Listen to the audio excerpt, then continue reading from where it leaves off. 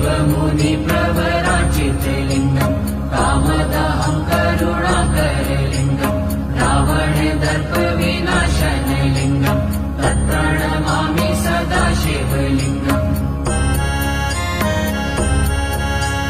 सर्वसुगन्धिसुलेपितलिङ्गम् बुद्धिविवर्धनकारणलिङ्गम् सिद्धसुरासुरवन्दितलिङ्गम् तत्प्रणमामि सदा शिवलिङ्गम्